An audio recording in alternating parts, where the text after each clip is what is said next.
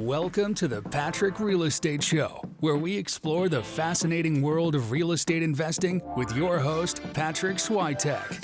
Patrick is a dynamic young entrepreneur and an accomplished real estate investor who's passionate about helping others achieve financial freedom. Each week, we sit down with some of the most inspiring individuals in the real estate industry and delve into their personal journeys, lessons learned, and secrets to their success. Let's dive into this week's episode. Emile Sakhel, welcome to the Patrick Real Estate Show. Dang, okay. I tried to say your name, probably butchered it a little bit, but try my best. But anyways, for the people that don't know Emile, he is a revenue manager. He pretty much goes to hosts that are either maybe self-managing or have a few under their belt, and he goes up to them and he basically provides a service to help revenue manage their properties so that they can squeeze out more revenue, potentially even leaving money on the table because of their revenue strategies. So he's been doing this for a little bit. He's just started a company. He's got over 200 properties that he's doing this with. So he's probably seen a lot of different market variations, and he's understood pricing nuances in each specific market and learning that in a quick turnaround to be able to serve his clients in the best way. So without further ado, I want to welcome you to the show and just really dive into pricing, really dive into how people can make way more money through short-term rental investing.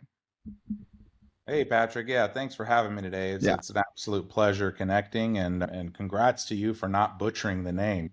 You pronounce it as good as I could. So we're starting off on a good note here. So happy to connect and give some feedback and some golden nuggets to folks out there listening on how they can optimize their revenue. Awesome, man. But before we get started with that, how did you even end up in this world? What was the past life for Emile? So I actually have a background in healthcare, anesthesia background. So doing revenue management and operations in the STR business actually started with the lights off in an operating room behind closed drapes, and things started to evolve. Like most entrepreneurs and investors out there, we start to feel sluggish and bored. We feel like we're not growing in the realm of our W-2s, and we always want to reach more and strive for more. That was the initiating psychology behind why I started to get into real estate, going on about 5 years ago now. Started joining a few different national masterminds specific to short-term rentals, and really started to master the art of how to own and manage, analyze, and understand performance and manage your own property. So I'm definitely an owner, an operator myself, and that started to evolve and curating revenue performance in the top 5% with my own properties in those particular markets, and started out in Gulf Shores, Alabama. And that evolved to curating Host by Mira, which is now a luxury boutique property management company, which is a small company, right around 25 properties, but we're operating out of Florida, Alabama, and now Texas.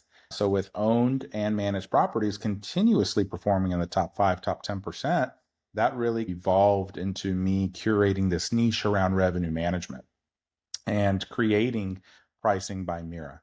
Pricing by Mira has been live for about 6 to 9 months now, and things are happening at a very swift pace. And it's a pleasure to be able to give back and reach back to multiple operators and investors, national level, and now going outside of the US into Costa Rica and expanding, and really allowing folks to take a step back from this major realm of revenue management. And a little biased, but I feel like revenue management is one of the major organs of the business. Without the numbers not making sense, we essentially have no business. Opened up Pricing by Mira, and now offering a full service revenue management program for those that are really looking to build out their programs, build out their companies, scale their co-hosting companies, and giving them some time on their hands, allowing them to really build that operation that a true successful business model needs. Happy to be here, happy to help any way I can, and provide some tidbits on those that are individually seeking to learn revenue management for themselves and or looking to grow with partnerships.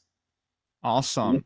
So I'm curious to take a step back. Was there a moment in your life or with a specific property or something that's happened that you realized, dang, pricing is much more important than I'm realizing because of this situation? 100%. There's several instances where we get caught up in really determining and figuring out that there's no one way to skin a cat, right? There's no one pricing strategy that fits all. and really curating and catering pricing revenue tactics on a listing level basis has become crucial. We no longer do grouping revenues based on multiple similar bedroom counts in similar markets. Everything comes down to the personality and identity of each individual property. Each individual property has to be curated and catered specially and specific with rule sets, with pricing. But even before we start that process, the pre-purchase process and really understanding how we're gonna value add to an individual property and what that looks like tied to projections and targets varies across the board. And based on strategies from pre-COVID and during COVID, where the set it and forget it, highest and best ADR and wait last minute methodology has completely shifted for a lot of us. And the evolution of revenue management on a day-to-day basis is quite stimulating. And it's been a pleasure to be one step ahead of the masses, so to speak, and seeing the results and reaping the benefits from it. That's so interesting because when I first got into the space, I can recall the game was how long can you wait until the last minute before you start dropping prices and keep your prices really high, really far out because you don't want Christians booking for a low rate when you can get more money going closer because there was not that much inventory at the time. It was like during the COVID era, everyone was getting to short-term rentals. If you had pricing strategy, a lot of people didn't even have pricing strategy at all. So if you had price slabs, you were like good to go. And you're just dropping those rates closer to the date. But you would wait out to the last moment and get like Christmas for I've had my one bedroom hit Christmas at $700 a night, and I was like, how the heck? Like, I wouldn't even thought of that. But now in these days, that's not even like a viable strategy because there's gonna be inventory left over. It's like, how do you balance the two of securing bookings in the future without also sacrificing the revenue on that? So obviously that. But yeah, the changing landscape, I think can you maybe speak a little bit to how things have changed in the last couple of years and like how you've seen trends of pricing year over year? Yeah, no, absolutely. And managing portfolio of rentals nationwide, it's completely different and unique to each individualized market and specific to the varying sizes of the STR's individual markets, where we compare one bedroom, one bath properties, and then we start flipping the switch to 7, 8, 9, 10 bedrooms plus. The variance of the small and the larges still have a lot of opportunity to stay ahead of the bell curve. But when you start finding two, threes, and fours that fall into the line of the massive growth and supply chain of each markets and really having to get creative outside of the realm of your bedroom occupancy count is where it starts to get interesting. And that's where you really start to have to bring in those key performance indicators from a market data analysis deep dive and really start to understand how to approach revenue management, because it's not about jumping into price labs and or wheelhouse or beyond or any pricing tool out there and having just a random base price and setting and forgetting. While each of them are a different vehicle, it's really how we're driving the vehicle that's going to make the ultimate difference in our outcome. And understanding those key performance indicators, right? Understanding the booking lead times and the length of stay variations and what the occupancy trends are and the seasonalities with each market specific to your bedroom count will completely curate and tailor different approaches across the board. And now more than ever, it's essential to jump on board with some form of formality with revenue management, whether you're doing it individually or bringing on a team to help the growth of your company. Wow. And it's crazy to see just like the difference that pricing strategies even showcase in the clients I take on. So for example, especially when it comes from a bad manager, I can look at a property in the Joshua Tree market having 100 in Joshua Tree. I know what works and what doesn't. I know what price every property should be more or less and what barriers. Okay, I know one bedroom can't hit these numbers. It's very rare. And so I will never price it unless it's like extra special. So in that case, I'll look at a property. I remember this one property and specifically, it was a 3 bedroom. It was a beautiful property, beautiful land, beautiful amenities, had all the check boxes. The only two things that were missing was horrible photos and a horrible pricing strategy. They were priced way too high. And I think that's very common for people that see a really nice property and just want to price it as high as possible. And there's not really that much variation between weekdays and weekends.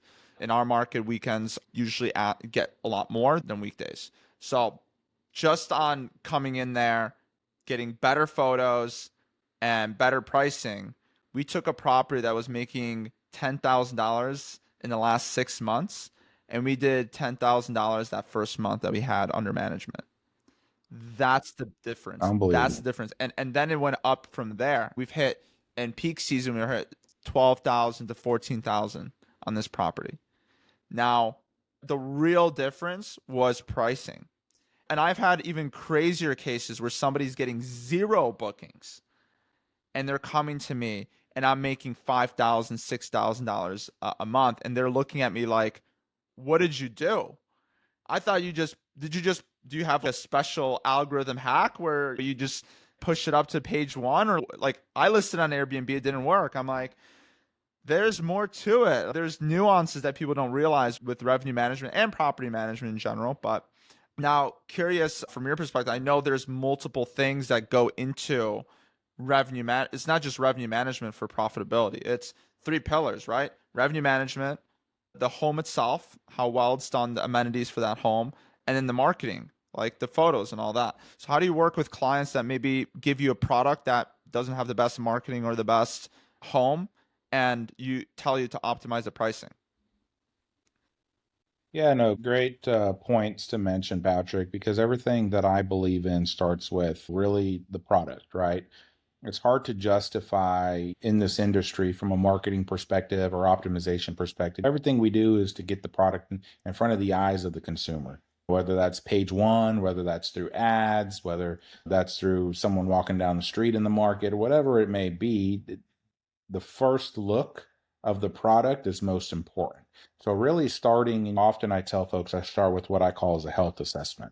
We'll look at the individual property and we'll really start to identify what kind of identity it has. What does the design look like? What's the photo quality? What type of amenities? How are they presenting it? What are the keywords, the captions?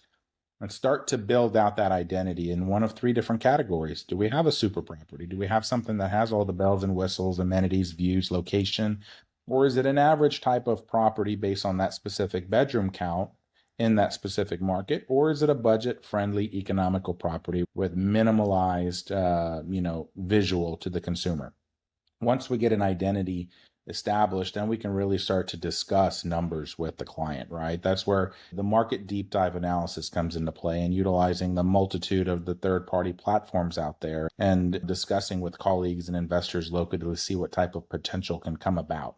Really focusing in on the product is single-handedly the most important component, because going back to our roots, this is a hospitality industry.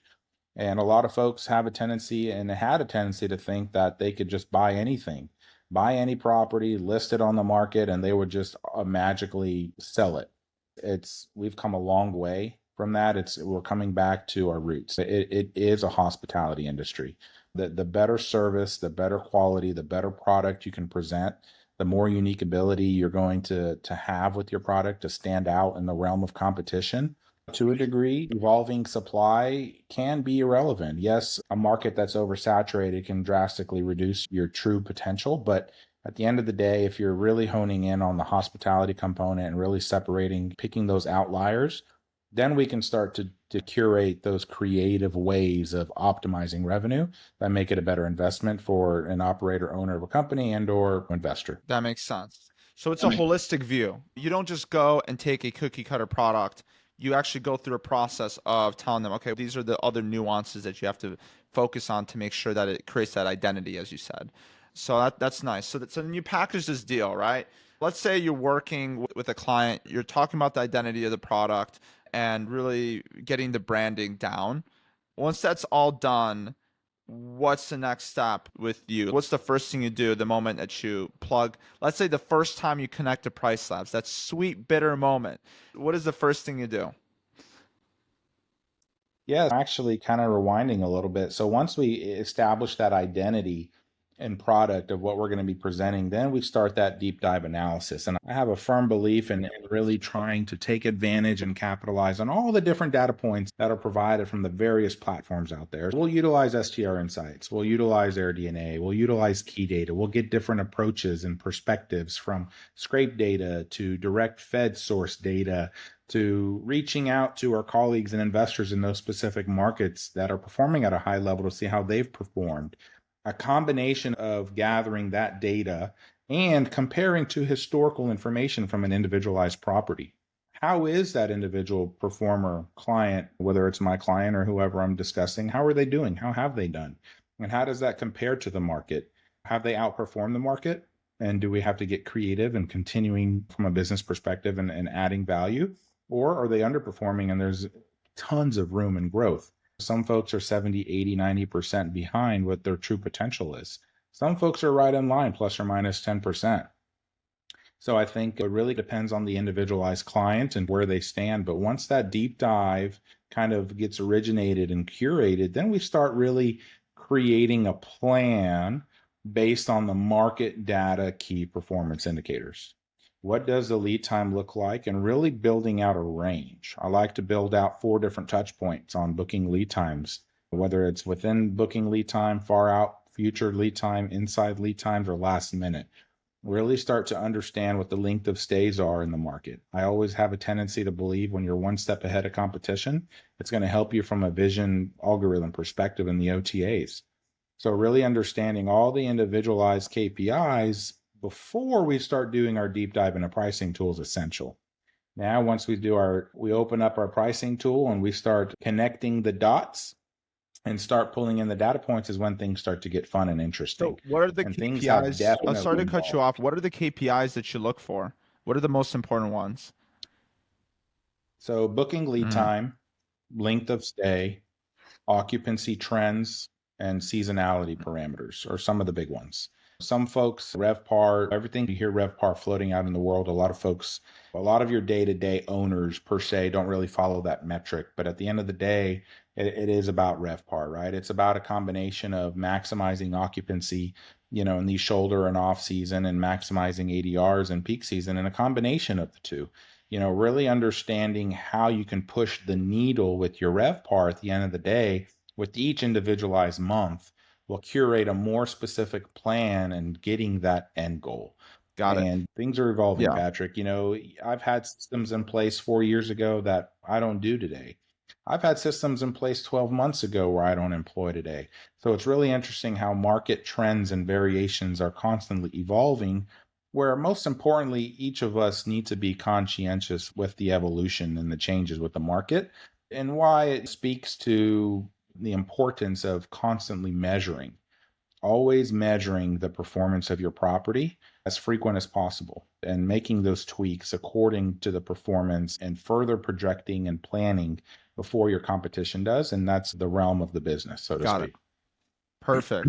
So with that being said, obviously you're doing the analysis. How did you determine the seasonality aspect? What's the best way to do that? The safest and easiest approach is really utilizing the seasonality data points within the OTA platforms. And once you can access the seasonality trends in the market, get a feel for shoulder season, off season, peak season, then you can start to tie that seasonality trend, which is based on objective data, that these billions of data points that are getting fed into these pricing tools, then you start to correlate those seasonality trends with your specific annual target. If we don't know where we're going, if we don't know where we need to be from a number standpoint, how can we even begin to properly set these parameters and rule sets for each property? A lot of folks, they have preconceptually thoughts of AirDNA will give them a number or STR Insights will give them a number, and all of a sudden they think it's going to magically appear. Understanding these numbers and breaking them down individually on a monthly seasonality trend is an evolving method that I'm now incorporating with each individual client.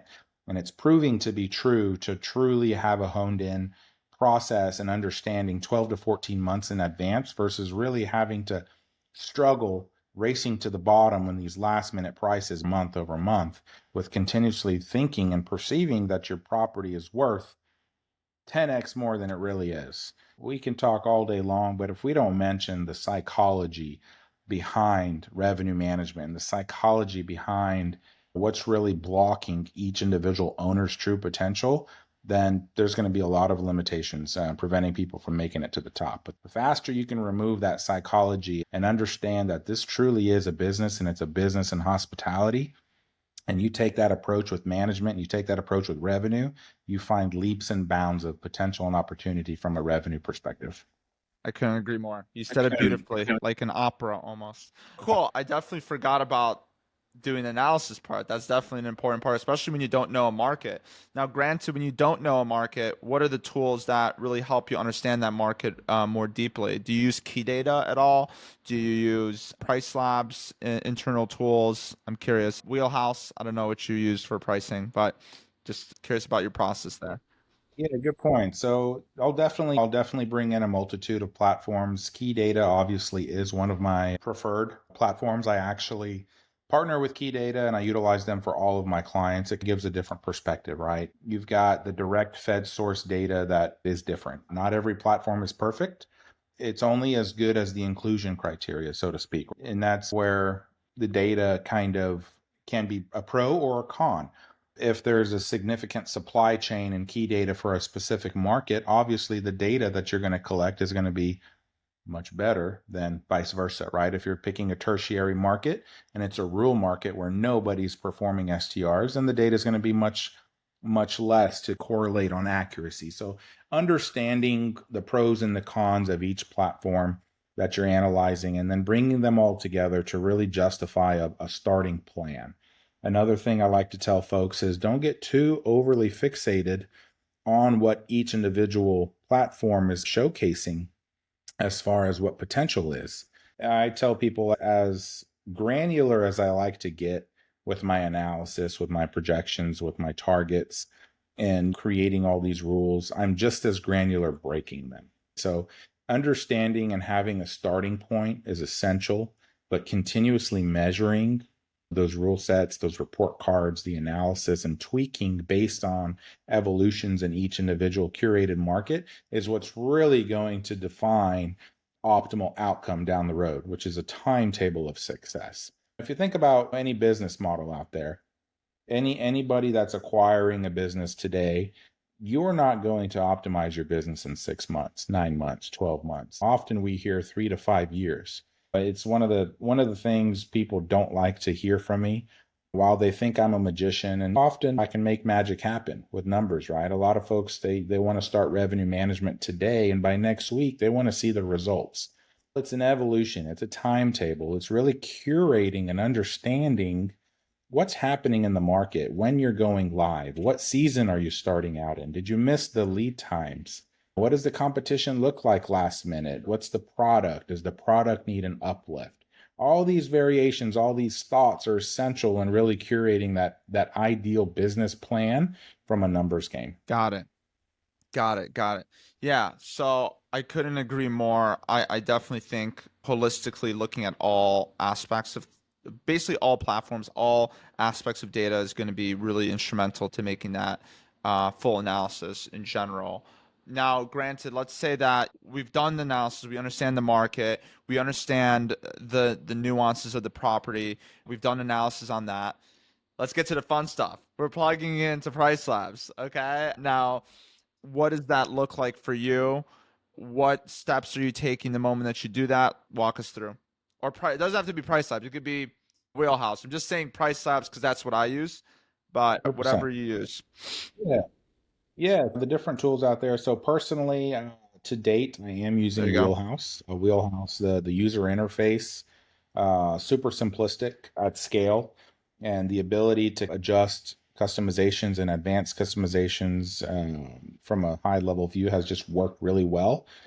Nonetheless, Price Labs is knocking on the door with a lot of these new evolving and emerging changes. Only time will tell what ends up working best from a business perspective. But nonetheless, with the variations of the pricing tool, knowing that they're just vehicles, driving each vehicle within each realm are very similar. You may talk shop about what a dashboard or a neighborhood hyperlocal tool looks like. And I may bounce off of the different comp set creators that Wheelhouse has just released. Or so starting off with the comp set's important.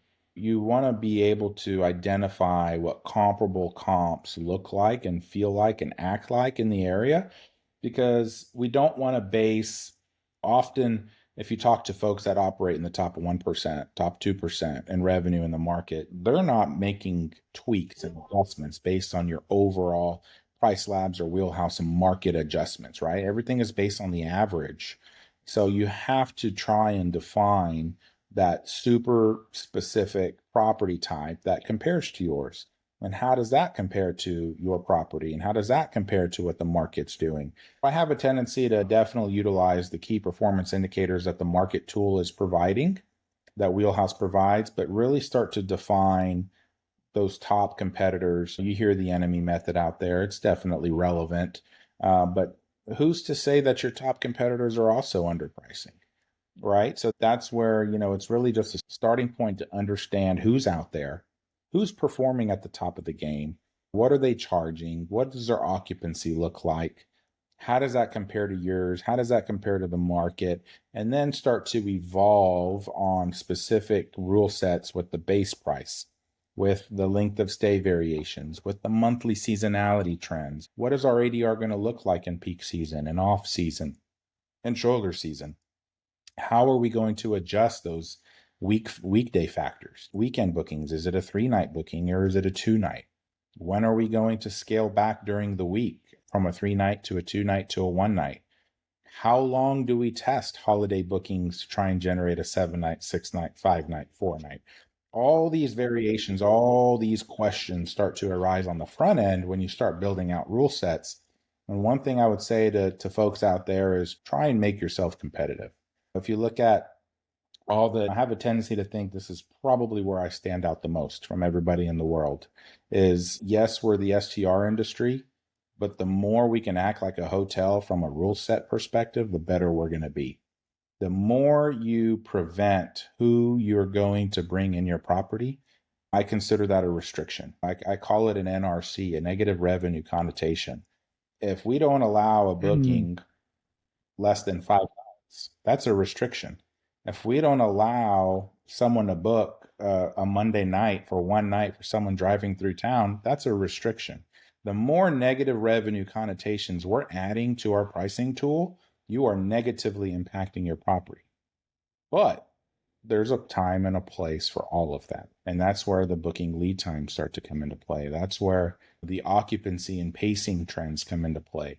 How far, how long can you test all of those restrictions? Because we all, in our nature, have a tendency to want to have highest and best ADR, longest booking. We want 7 nights. We want 5 nights. We don't want a weekend for 2 nights. We want 3 nights. So it's in our nature to always want more, bigger, longer, but you have to do it from a objective standpoint and understand that it does limit your visibility, your positioning, and ultimately negative connotations will affect your algorithm in these OTA platforms, which it can affect how and how high you charge your property. That is so interesting because I like, what did you call them? A negative revenue. What did you call it? What was that?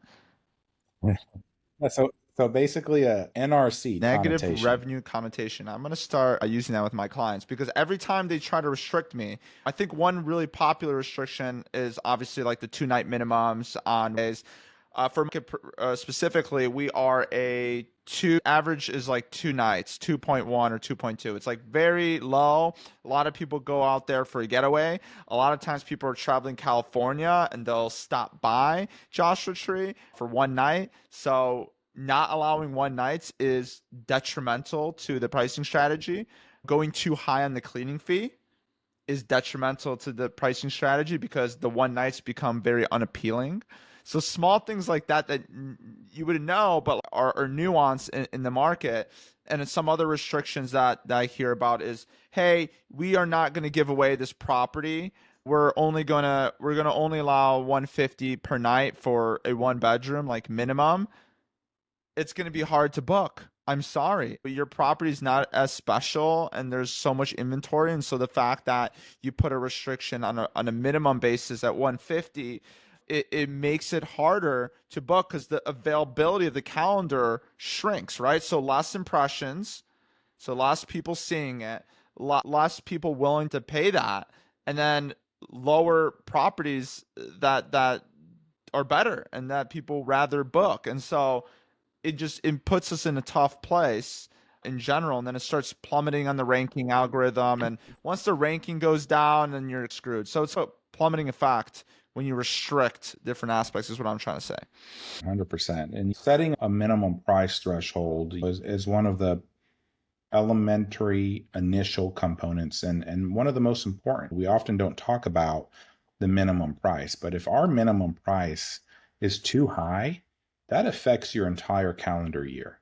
Now, keep in mind, it's alarming to a lot of folks to not want to go, lower than they normally do preconceptually, because they have a tendency to think that peak season shouldn't book for that rate. But keep in mind, that's where the data tools are protecting you, right? So these demand features in the pricing tool don't just drop you to your minimum price just because you're vacant. It's only when the demand is super low, or we're in off season or shoulder season, or you are approaching a reservation date, you're within a day and it's vacant, and it may still not reach that low threshold. Nonetheless, it's important to have a threshold, right? Because we don't want to give away the property for free. So we do have to factor the business perspective. But 9 out of 10 times, folks are 20, 30, 40% too high on their minimum price. I have a $1.5 million property in Destin Market. I can get $2,000 a night in peak season, but guess what I'm booking in the off season when I'm vacant? $199 a night. People call me crazy, but this is the top 1% income producing property in the Destin Market. And people ask me how. Well, So that's you part have of it. to, so I think this is where you'll relate with me, is the owner that you work with is going to be so critical to the success of the property. Because if the owner is not, and I've had comp like properties where one property is not doing well and one's doing really well, and they're asking me why the other property seamlessly is comparable or less better, it's not as good as theirs, it's doing better. And I tell them simply, the fact that they give me autonomy over the pricing and not giving me any restrictions on anything. So like allowing pets, allowing, one night stays, that kind of thing. And that it's so crazy. Like the minimum price, obviously, like we talked about. But I've heard of some other stuff where, oh, like we only want 3-night weekends, or like just owners getting involved in that retrospect is diminishing the potential of what the property can do. I think even during launch, when you first launch a property, it's really important. Pricing is one of the most important parts. Sometimes owners are not willing to make less money in the beginning to make more down the line, and they just sacrifice. They're like, yeah, nope, I don't care, and they don't get enough reviews or enough traction, and then that kind of kills their launch. Things like that I've definitely experienced. Now, let's talk about just the base price, right? The base price is also an important price, and I'm assuming you take that based on what the comps are around the area. Do you start with a lower base price and then raise it as time goes on? When do you make those raises? I'm curious on your strategy there. Yeah, that's a good question. So when you're launching a property, you've hit the nail on the head when you Mhm. discuss starting lower and building to build the reviews, right? Everything in this industry is based on momentum. When you start off a new listing and you're taking advantage of those promotions, Yeah. like Airbnb has, that 30-day parameter and window, you want to be able to build momentum. You want to be able to hit that 3 to 5 review, 5-star review threshold. So understanding when you're starting and what season you're starting and how you're going to price is huge. Understanding what the average ADR is in that time frame is huge. Understanding what the occupancy is to date when you go live compared to year over year, knowing the delta demand of remaining occupancy to be had for whenever you're launching your property is huge. That is going to dictate and change where your base price is going to fall in line. Keep in mind, whatever you choose for your base price, which is one of 3 levels, right? Whether it's Price Labs or Wheelhouse, it's going to affect your entire calendar year. So When you do factor your base price on initiating the launch of your property, think about filling in the momentum game in the immediate future. In the next 7, 14, 21, 30 days, my goal is to hit 3, 4, 5 reviews.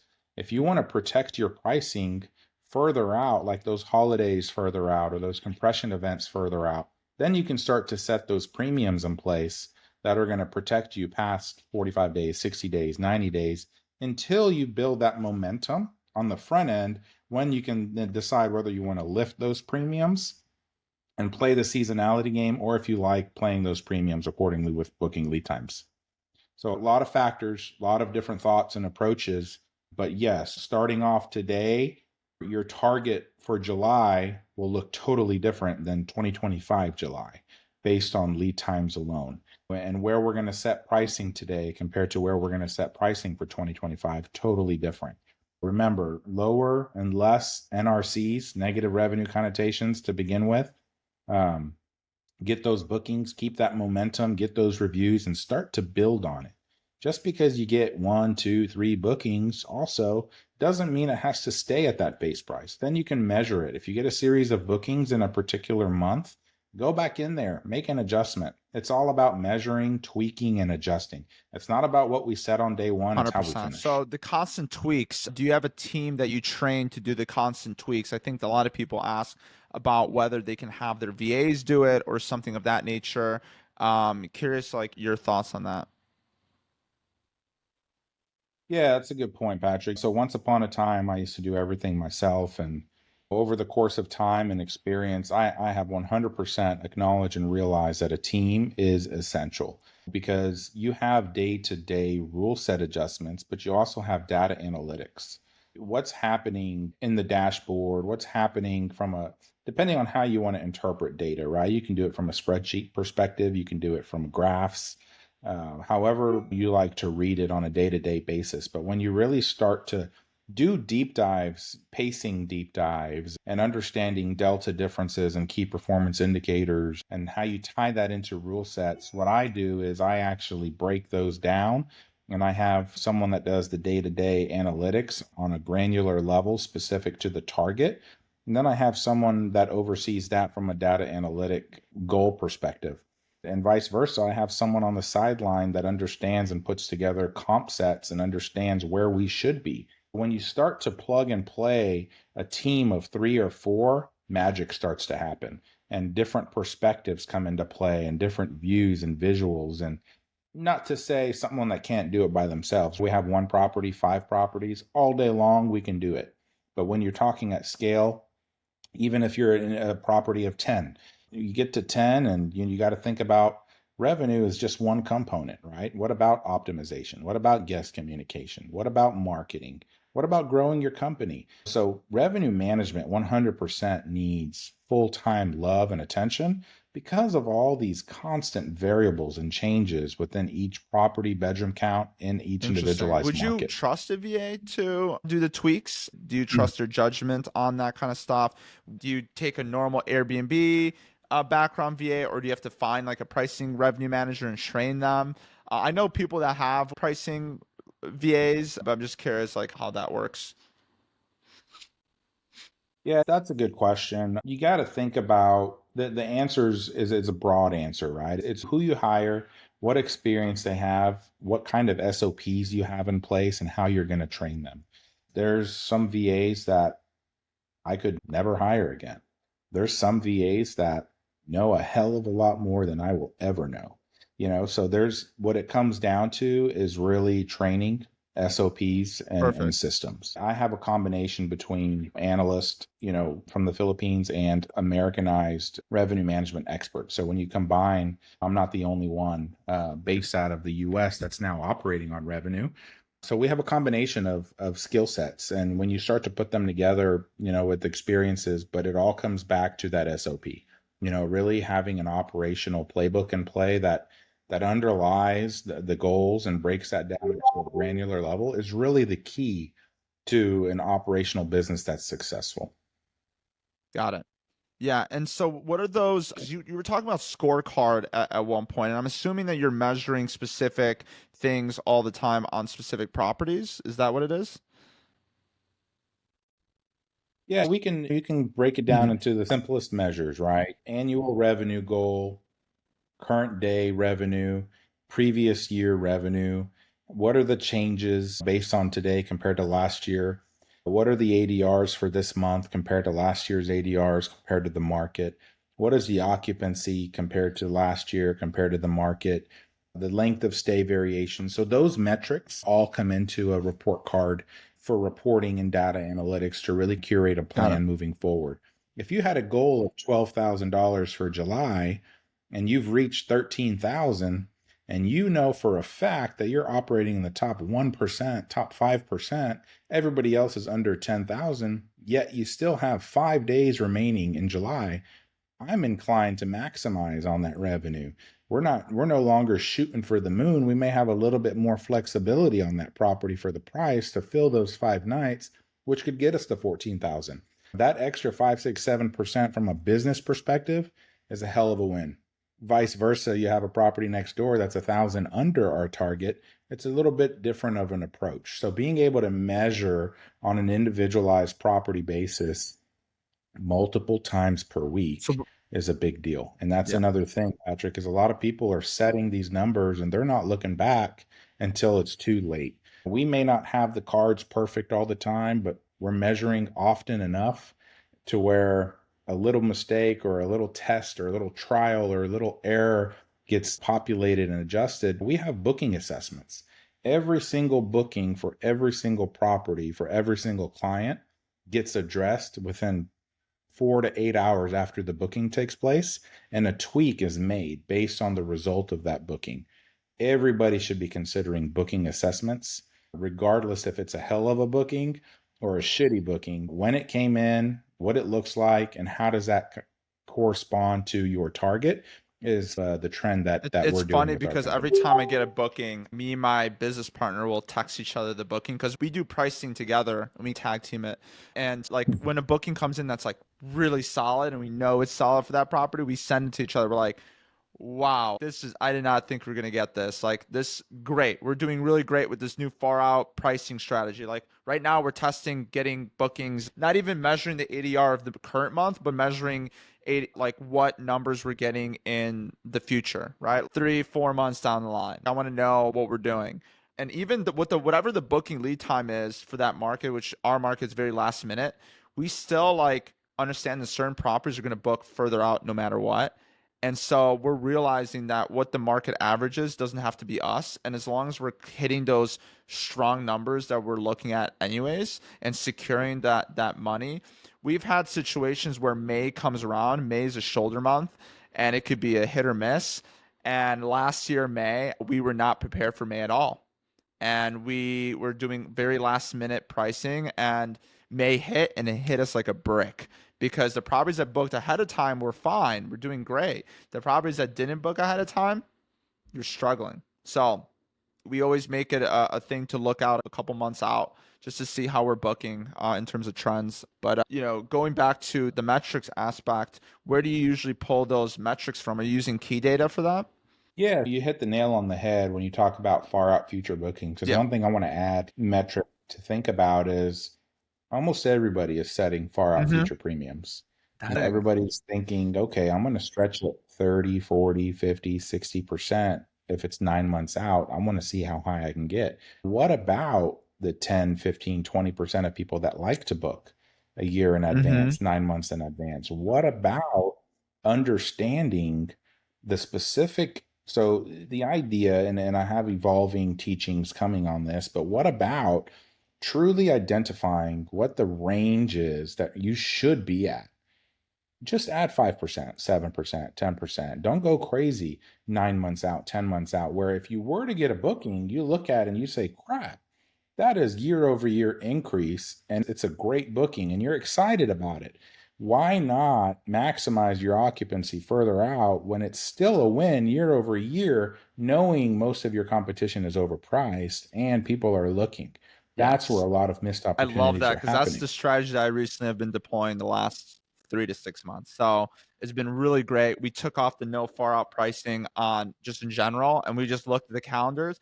And a lot of times what's going to happen, even with no far out pricing, they'll still adjust it so it's higher than normal. I think Price Labs, or I don't know, maybe it's Price Labs, they want to automatically adjust it regardless.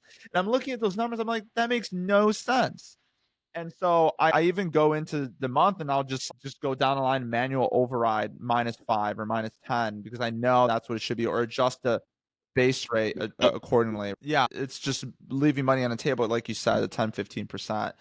But curious for other strategies that you've seen that I think biggest mistakes that people make that are easy changes that you think that would make people a lot more money with short-term rental revenue management. Yeah, the far out futures is one, the minimum price is another. Just know that if you don't have all of these baseline rule sets applied, it's not too late. If you're struggling today and you haven't had a booking in a month, 2 months, make a drastic change. Just know that drastic change is short term. If you're adjusting your base price from aggressive to recommended and you have that 10% swing, it's going to affect your entire calendar. It could be it's a positive connotation, right? Make that change. If you don't want to adjust your base price, make an adjustment to your length of stay restrictions. Lift up some negative restrictions off of what you're currently doing to get the momentum back in your lap, back in your favor. Then once you start generating those bookings, go back in and make those adjustments to where you need to be. Make small adjustments, 2%, 3%, 4%. Don't go, you get a booking all of a sudden, okay, I can go back 20% higher. Make a smaller adjustment, build up to where you want to be. The more you start to analyze over the course of time, true potential for your property, 3 years down the road, you're going to find yourself at a level of revenue higher than 95% of those around you based on potential for your individualized product. Your product still matters. If you have a low-end product, economical, budget-friendly product, you're obviously not going to expect highest and best returns. The next question becomes, okay, I don't want to add design. I don't want to add amenities. I'm over my head with capital acquisition cost. So what can I do? You better remove all damn restrictions today.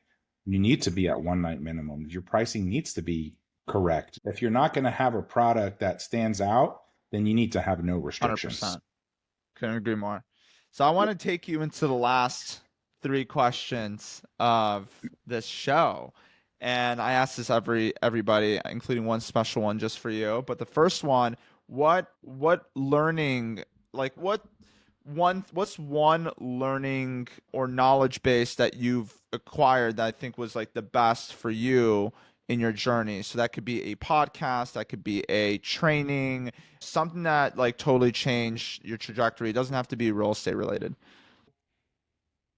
It's hard for us as investors and entrepreneurs to want to grow, and our hunger and our eagerness, and we have to spend. We have to buy, right? There's masterminds, there's all this tech stacking. Everything has a damn fee to it. One thing I learned is really the who, not how methodology. And the faster I can get, knowledge and experience of those that were in front of me, those that have succeeded, really propelled me. So I had to spend the money on the mastermind. I had to spend the money on all of these tech stacking portfolios and options because I needed to know which one was going to move the needle for me. And if I didn't take that leap, if I didn't spend that money, then the results of that exponential growth that has taken place for me in the past few years would not have happened. Start somewhere. If you're by yourself, you have a W-2, start somewhere. You obviously can't go build a team overnight. If you want to build a co-hosting company and you're by yourself and you're doing all the work, you're running around like a dog, you can't go build a team in one day. Start with one person though. Where's your time getting sucked? What sector in the industry is overwhelming to you? Figure what that is. Find someone that's an expert. Find that who that's going to help you because it's only going to help you in the right direction. And that's where most people kind of fault. They think they can do it themselves. They want to save the money because their income. You gotta think about the check mark. Your income's got to go down to go up. Otherwise, you're stagnant, you're stuck, you're overwhelmed, you're tired, and you limit your That's growth. awesome. I love that. And I invested myself into a bunch of masterminds, and it's been instrumental for me. I did STR Secrets to Mike Shorgren on the other side of Bill Faith. But yeah, it's been great. Next question. This is a special one for you. There are instances now that you get a special property. Now, granted, I have a few of these properties in my portfolio where it's like it's featured in Netflix. It's a 5 bedroom, but like it's just nothing like anything else. There's a whole Western town, on site. It's booking crazy rates. And or another property, maybe like a 2 bedroom that's just blowing competition out of the water. It's a top 1% property, right? What's your price? What's your strategy with the 1%, the best of the best, the super properties, the properties that are no comps can't compare to that property? How do you not leave money on the table with that strategy? How do you cater this property, but also how do you not stop a good thing? How do you not raise too fast? How do you not what's your strategy with those super properties and how we should go about it? Yeah, Patrick, this is a great question and one that I'm super familiar with as folks across the nation come to me and say, I got a property that should do 100K over what any owner has ever seen. Those are the Bill interesting Face like ones. And I love taking them on. Yeah, yep, absolutely. So it's real interesting from a owner client perspective when they know the value, and they know the value based on experience, not just because they want to see a number happen. But one thing I'll say, Patrick, a starting point is geography. For example, let's call it a beachfront property. Let's say a 7 bedroom beachfront property that's got all the bells and whistles and amenities in one market. You do your deep dive, you do your market analysis in that market, and you're still not finding what you want. Guess what? What I've realized is you take that geography out. Well, what about all the other beach marks in the nation? Start expanding your search. I want to now know all of the 7 bedrooms properties in the entire US and who's performing at the top. If you want to be in the top 1%, other markets are doing it. Yes, there's different amenities, there's different traffic drivers, but generally speaking, there ain't that many coastlines. There's not that many beaches. There's not that many beachfront houses. If someone is doing it along one coast in one particular state, I want to know how they're doing it, why they're doing it, and I want to see what the numbers look like. So that's one particular approach I take from a geography expansion perspective to build out that top 1% portfolio opportunity. Same thing goes for larger properties. I'm looking into a 15+ bedroom property. There's not many of those. So you got to expand it outside of your local market, outside of your state, nationally. People are coming from all over the US, sometimes all over the world for these types of properties. That's a starting point. Another thing, going back to your point, you're getting these killer bookings and numbers are looking great for these unique properties. That's where the booking assessments start to come into play. So everything I do is either based on historical data and or market data or top property data. But if you find yourself quickly realizing that you are the data, you are the top of the market, you are the best honcho, you are the unique one, you got to base it off your historical results. And that's where the timetable comes in. If you book July and you get $50,000, planning July for 2025, you set new targets for yourself. You set new growth for yourself, for your business, for that top 1% property. If everybody's at 30, you're at 50, well, 2025, let's test 60. How do the numbers look 12 months in advance going for 60 for 2025? You set those rates. Guess what? The next day a booking comes in for July of 2025 and you're on track to hit 60. What about that booking assessment? Bring that back into play. Let's go up 2%, 3%, 4%. You are building on the success of your own success and no longer considering what's out there in the market and from these data points, and you're curating a plan based on that. And that's the What do you secret. think about other properties coming in and taking from that, right? Like it like doing too much and then it kills the property. Do you ever fear of that, or do you just adjust accordingly if it starts dying down? You mean if you go up Yeah. too If it fast goes or too too high, it high just and kills then all of a sudden there's a slowdown? the momentum. Yeah, 100%. That's where you start to bring back the key performance indicators, right? You're testing if there's a slowdown, you know when to slow down based on the key performance indicators of lead time and occupancy. And, you slow it down until you get the momentum back in your court. And then you make that decision, okay, am I going to retest, or is this new level a healthy level, sustainable level? And then there's confirmation in objective data to support that you are at the top, you are the best, but you don't want to overreach the potential. So it's going to be a balance between testing, remeasuring, and adjusting based on the performance of what you're willing to test and how high you're willing to go. And that's the fun part behind revenue management. But we can talk all day long about the pros and the goods, but what about the bads? What if 2024 you hit $300,000 on this property and all of a sudden 2025 the numbers aren't hitting? You've set these numbers according to 2024, and going into 2025 it starts getting closer and these numbers aren't hitting. Now the challenge of revenue management begins. At what point do you say, damn, I have historical information, I have these numbers to support these bookings, but they're no longer coming?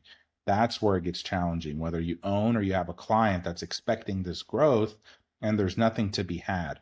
And a lot of folks are very easily pointing fingers to the revenue manager or to whoever they're pointing the finger to. But when you have positive results from the past and they're not being met for the future because of market conditions or because of algorithm or positioning conditions or whatever it is, it raises a lot of questions. So there are challenges. So 100%, we can't hide those challenges, but that's what makes it a stimulating and ever evolving and growing industry. For anybody that wants to reach you and talk to you or just get in contact with you, how can they reach out to you? What do you recommend? Yeah, good question. My website is www.pricingbymira.com, and it's a quick 2-3 minute questionnaire. It gives me a little bit of feedback as to where they're at, property count, location, and that sets up a connection call with me one-on-one, and I'm happy to discuss options of what it looks like partnering together. I've got some evolving, exciting news to present here coming soon. I do plan on releasing some information that's going to help others and reach people much easier from a virtual standpoint. So stay tuned for that. But if you're ready to have a discussion on your current portfolio or revenue management, pricingbymira.com is the best way to get hold of me. Thank you so much for dropping so much knowledge. This is a great conversation. I learned a lot of things. I'm sure a lot of other people have learned a lot. You're just a wealth of knowledge, man. And I appreciate you giving back to the community and just doing you, man. So thank you so much. Thanks for having me, Patrick, and excited to be partners. Awesome, man. All right, take care. And that's a wrap. Thank you for listening to the Patrick Real Estate Show. If you found this episode helpful, please give us a follow and leave us a 5-star review. Your support truly means a lot. And connect with Patrick in the show notes below. Until next time.